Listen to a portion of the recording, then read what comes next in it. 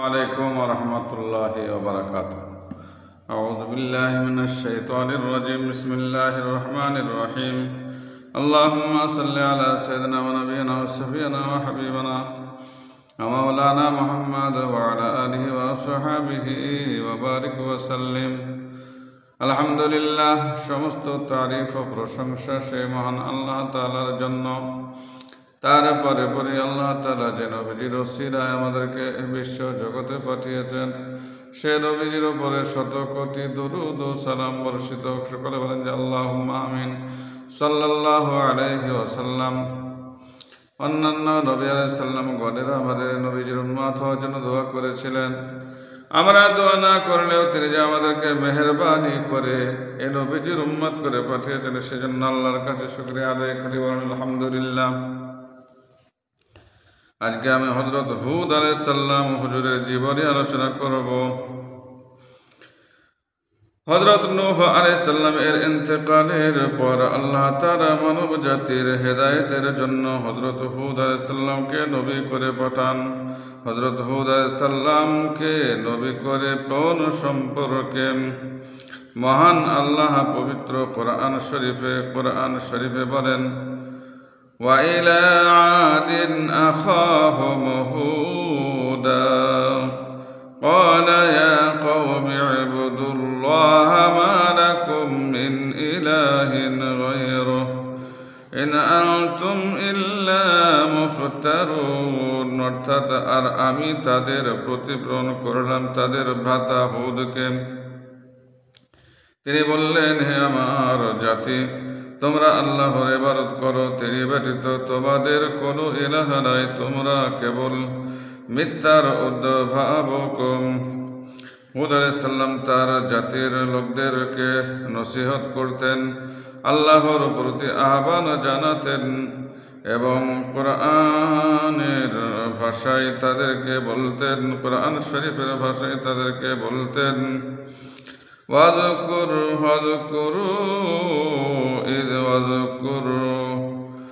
واذكروا إذ جعلكم خلفاء من بعد قوم نوح وزادكم في الخلق بسطة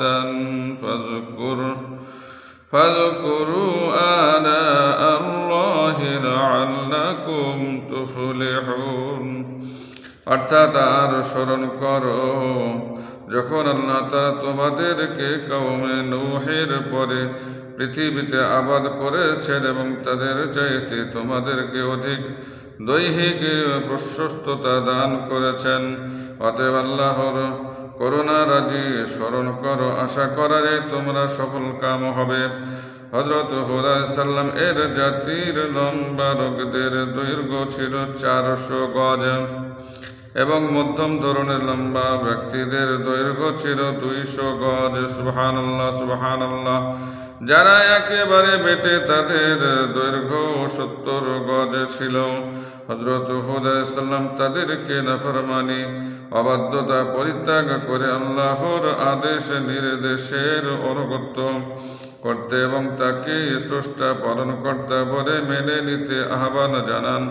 কিন্তু এ অবাধ্য জাতি তার আহ্বানে সাড়া দিয়ে এক আল্লাহর অপর ঈমান আনার পরিবর্তে নানাবিধ অযৌক্তিক অসঙ্গত কটু প্রশ্নের অবতারণা করতে শুরু করে। তারা সবাই হযরত হুদ আলাইহিস সালামকে বলল, তোমার নিকট বিশ্বস্ত প্রমাণ আসে নাই, সুতরাং তোমার কথাই আমরা আমাদের পূজ্যদেরকে পরিত্যাগ করব না। আমরা তোমার কথা মানার মতো মত নয়। তখন আল্লাহ তাআলা তাদের প্রতি দুর্ভিক্ষ আপতিত করেন। ক্ষুধায় তারা অত্যন্ত কাতর হয়ে পড়ে। তাদের 70 গোত্রের 70 ব্যক্তি মাত্র হুদ আলাইহিস সালাম এর প্রতি ঈমান এনেছিল। অবশিষ্ট সবাই কাফেরি থেকে যায়। এ বিষয়ে তাদের বক্তব্য আল্লাহ তাআলা নিম্নোক্ত আয়াতে বিধৃত করেছেন। ক্বালু আজি'তানা লিনা'বুদাল্লাহা ওয়াহদাহু ونذر ما كان يعبد آباؤنا অর্থাৎ তারা হুদকে বলল, তুমি কি আমাদের নিকট এজন্য এসেছো যে আমরা তোমার আল্লাহর ইবাদত করব এবং তাদেরকে পরিত্যাগ করব যাদের পূজা আমাদের বাপ দাদা করত।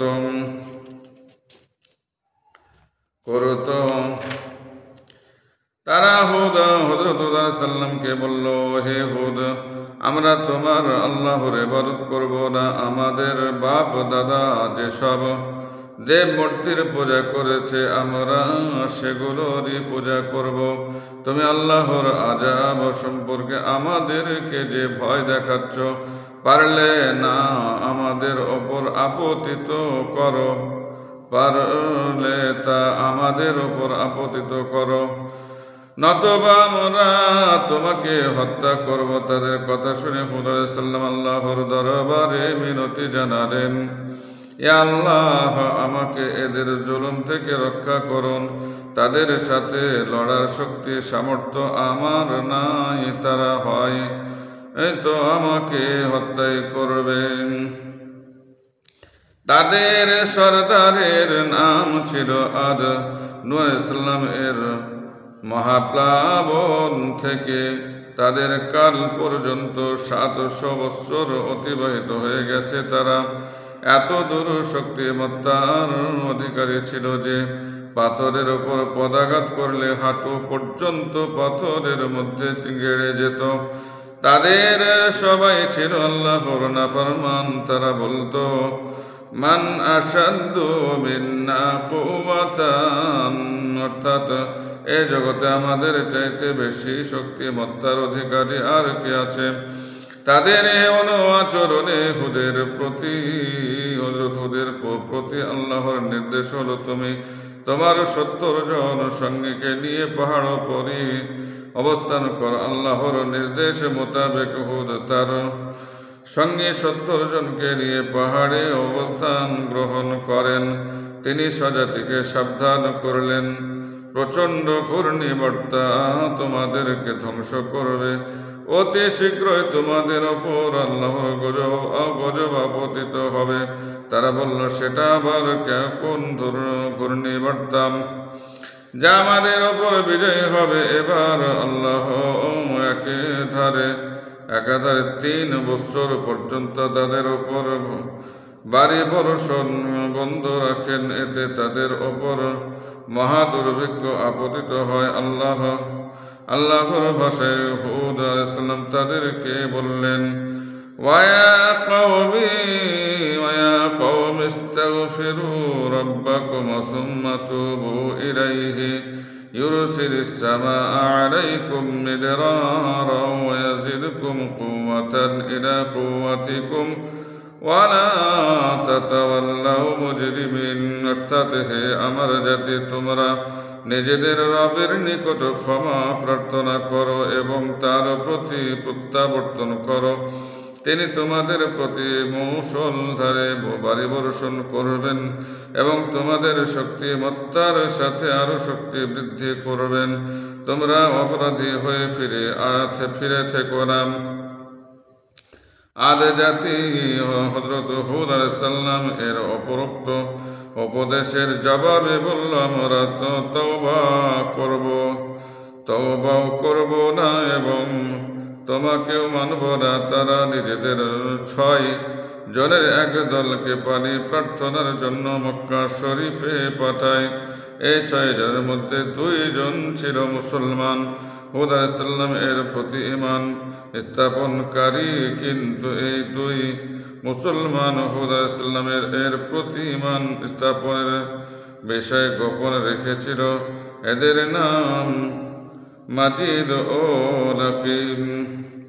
আদ সম্প্রদায়ের সর্দারের নাম ছিল কিল। 70,000 লোক সঙ্গে করে পানি প্রার্থনার জন্য মক্কা শরীফে যায়। মাজিদ আর সর্দার কিলকে বলল, যতক্ষণ না তোমরা হুদ আলাইহিস সালামের প্রতি ঈমান আনবে, যতক্ষণ পর্যন্ত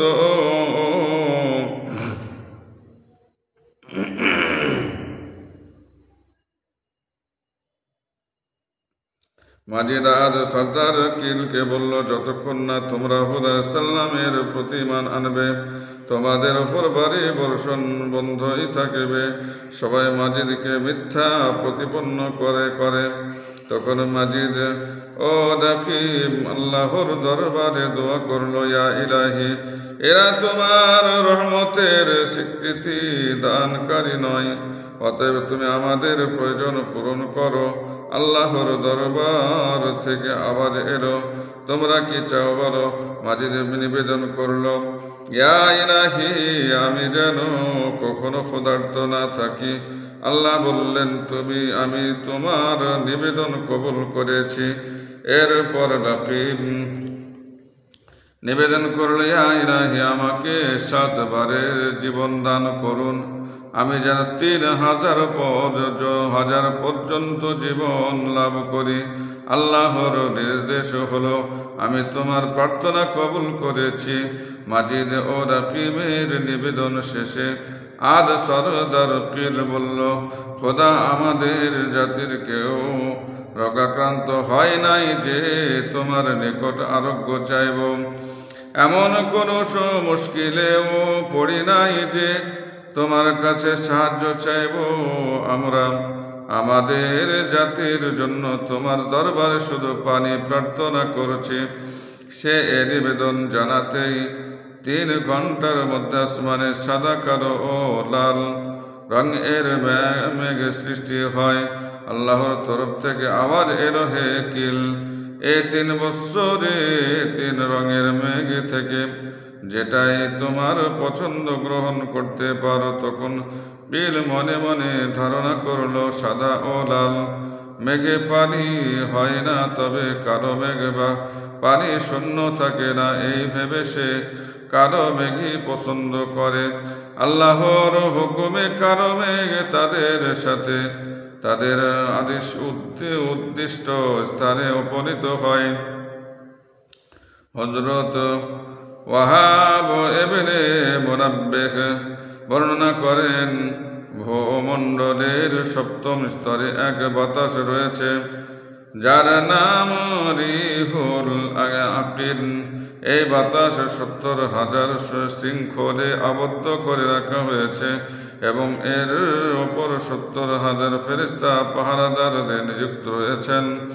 কিয়ামতের দিন এই বাতাস শৃঙ্খল মুক্ত করে দেওয়া হবে এবং পাহাড়কে তুলার মতো উড়িয়ে নেবে।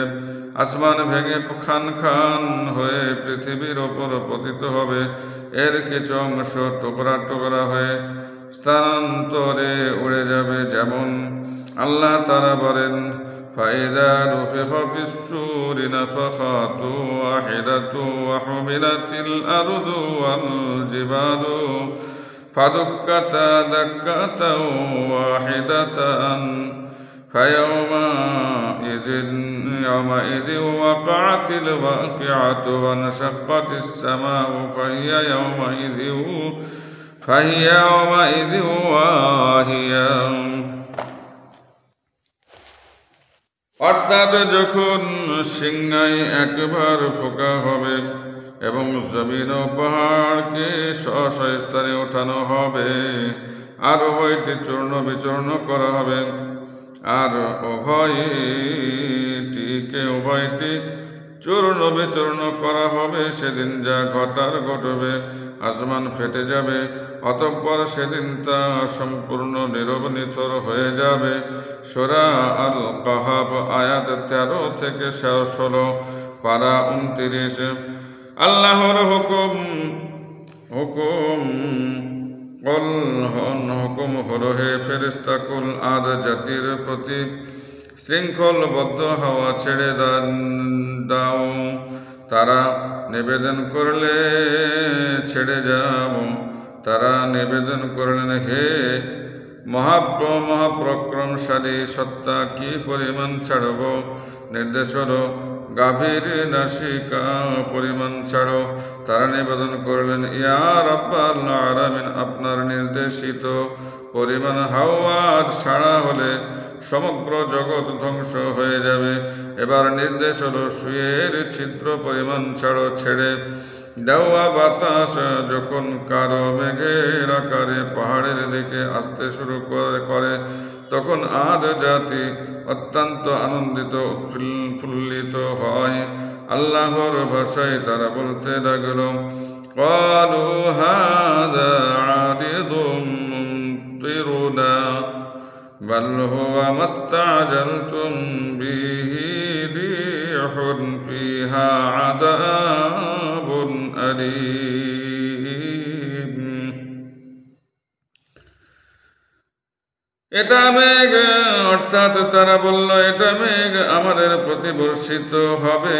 তাদের আনন্দ উল্লাস আর উৎফুল্লতা দর্শনে হুদা সাল্লাম বললেন, বাল হুয়া মাস্তা'জালতুম বিহি রিহুন ফিহা আযাবুন আলীম, অর্থাৎ তোমরা যে জন্য ত্বরা করছো তা আর কিছুই নয়, এটা সে বাতাস যাতে রয়েছে দুঃখজনক আযাব। বাতাস শুরু হলে কাফেররা বলতে থাকে, হে হুদ, তুমি না সংবাদ শুনিয়েছিলে এ বাতাসে আমরা নিথর নিস্পন্দন হয়ে যাব। হুদ আলাইহিস সালাম বললেন, ওহে কাফের দল, একটু থামো, ধৈর্য ধারণ করো। আল্লাহর তরফ থেকে তোমাদের ওপর মর্মন্ত আযাব আসছে মাত্র। এ সময় তাদের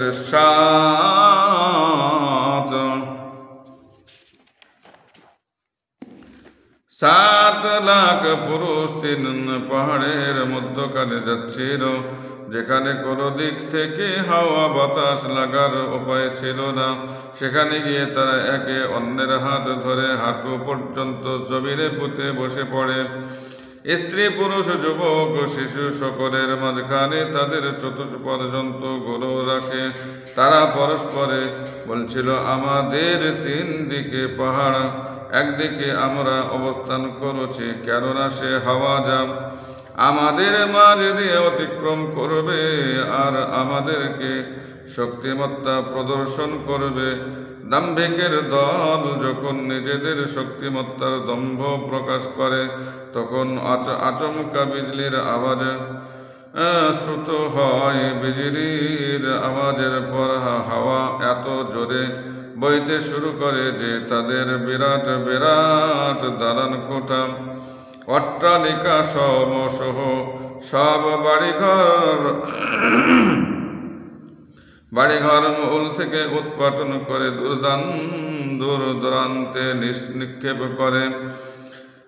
দূরান্তে নিক্ষেপ করে প্রবল বাতাসে তাদের সব কিছু ধ্বংস হয়ে যায়। হাওয়া তাদের পায়ের নিম্ন দিকে প্রবেশ করে, তাদেরকে অধোমুখে ভূমিতে ফেলে দেয়। তাদের অবস্থা বর্ণনায় আল্লাহ বলেন, ফাতারাল কওমা ফিহা সারআ কান্নাহুম আ'জাযু নাখলিন খাবিয়াতুন ফাহাল তারা লাহুম মিন বাকিয়াহ।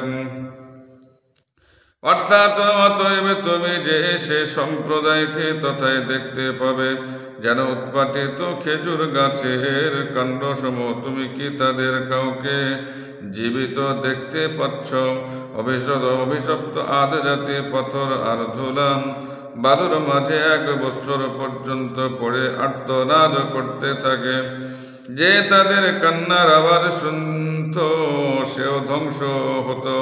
হুদ আলাইহিস সালাম জমিনের ওপর বৃত্ত টেনে মুমিনদেরকে সাথে নিয়ে তার মাঝে অবস্থান গ্রহণ করেন। এত প্রবল বেগে বাতাস প্রবাহিত হলো, অথচ মুমিনদের আঁচল 1 চুল পরিমাণ বাঁকা করতে পারে নাই। সত্যই যে আল্লাহর হয়ে যায়, সব কিছু তার হয়ে যায়। এরপর হুদ আলাইহিস সালাম তার স্ত্রী মুমিনদেরকে নিয়ে জোরহামের নিকট গিয়ে বললেন, তুমি কি আল্লাহর আযাব দেখেছ? সে বলল, হ্যাঁ দেখেছি। তখন হুদ আলাইহিস সালাম বললেন, তুমি স্বীকারোক্তি করো, লা ইলাহা ইল্লাল্লাহু মুহাম্মাদুর রাসূলুল্লাহ। অর্থাৎ আল্লাহ ছাড়া কোনো ইলাহা নাই। হুদ আলাইহিস সালাম আল্লাহর রাসূল। অভিশপ্ত জুরহাম বলল, যতক্ষণ না তুমি ধ্বংসপ্রাপ্ত আদ জাতিকে জীবিত করে দেবে ততক্ষণ আমি তোমার প্রতি ঈমান আনব না। অভিশপ্ত এ কথা বলছিল, আর ততক্ষণই তার পদতলে বাতাস প্রবেশ করে ও প্রবেশ করে এই পাপাত্মা দুরাত্মাকে দূরে নিক্ষেপ করে। কঠিন আযাব পতিত হয়ে তার সম্প্রদায়কে ধ্বংস করে দেয়। এর 400 বছর পর হুদ আলাইহিস সালাম এ অবস্থায় ধ্বংসশীল জগৎ থেকে চিরস্থায়ী জগতে পদার্পণ করেন। তার সঙ্গী মুমিনরা তার বিচ্ছেদে অনেক কান্নাকাটি করে তাকে দাফন করেন। হুদের ইন্তেকালের পরও তার সঙ্গী মুমিনরা 100 বছর পর্যন্ত জীবিত ছিলেন। অতঃপর তারাও সবাই ইন্তেকাল করেন। তাদের বংশধারা দীর্ঘকাল পর্যন্ত পবিত্র দ্বীনে স্থিতি থাকে। জগতের এক বিশাল এলাকা তাদের দ্বারা আবাদ হয় এবং তারা সৃষ্টিকুলকে দিন ও ঈমানের পথ প্রদর্শন করে। একদিন অভিশপ্ত শয়তান তাদেরকে বলল, তোমরা কার পূজা অর্চনা করো? তারা জবাব দিল, আমরা আসমান জমিনের সৃষ্টিকর্তা পালনকর্তা আল্লাহ তাআলার ইবাদত করি। ইবলিস বলল, সে যে স্রষ্টার ইবাদত করছো তাকে কি তোমরা দেখতে পাও? তারা নাসূচক জবাব দিল। সে বলল, তোমরা এ পাথর দ্বারা একটি দেব প্রতিমা বানিয়ে সেটির পূজা করো। এই দেব প্রতিমা কিয়ামতের দিন আল্লাহর নিকট তোমাদের সুপারিশকারী হবে। ইবলিসের কথায় প্রতারিত হয়ে তারা একটি দেব প্রতিমা বানিয়ে খোলা মাঠে রেখে দেয়। তারা পাহাড় খুঁড়ে নিজেদের বসবাসের গৃহাদি ও দেবালয় নির্মাণ করে এবং দেব মূর্তির চতুর্দিকে ছিদ্র করে সেটির গায়ে রৌপ্যের জড়োয়া লাগায়। তারা খোলা ময়দানে এক বিরাট শানদার সিংহাসন পেতে তাতে স্বর্ণ নির্মিত একটি চেয়ার রেখে দেয়। এরপর ইবলিস তাদেরকে বলল, তোমরা দেব মূর্তিকে সাজদা করো। সবাই সিজদা করলো এবং কাফির হয়ে গেল। তারা দেব মূর্তির শিরোপরি বিরাট এক গম্বুজ বানিয়ে সেটাকে ইবাদতখানা সাব্যস্ত করে। এরপর আল্লাহ তাআলা একটি মশা পাঠান, সেটি গম্বুজে ছিদ্র করে দেব মূর্তির নিকট গমন করে এবং নিজের সুর সেটির মাথায় ঢুকিয়ে চেয়ার সমেত উঠিয়ে নিয়ে সাগরে নিক্ষেপ করে। কাফেররা এই অবস্থা দর্শনে বিস্মিত হয়। তারা বলতে লাগলো, এখন আমরা কিসের পূজা করব? এ ঘটনার পর আল্লাহ তাআলা হযরত সালেহ আলাইহিস সালামকে রাসূল রূপে সামুদ জাতির প্রতি প্রেরণ করেন। তাফসীর ও ইতিহাস পন্থা দিতে সাদ্দাদের আলোচনার পরে হযরত সালেহ আলাইহিস সালাম সম্পর্কে আলোচনা করা হয়েছে। এখানে শেষ করলাম। দোয়া করবেন, আমি আপনাদের জন্য দোয়া চাই। আসসালামু আলাইকুম ওয়া রাহমাতুল্লাহি ওয়া বারাকাতুহু।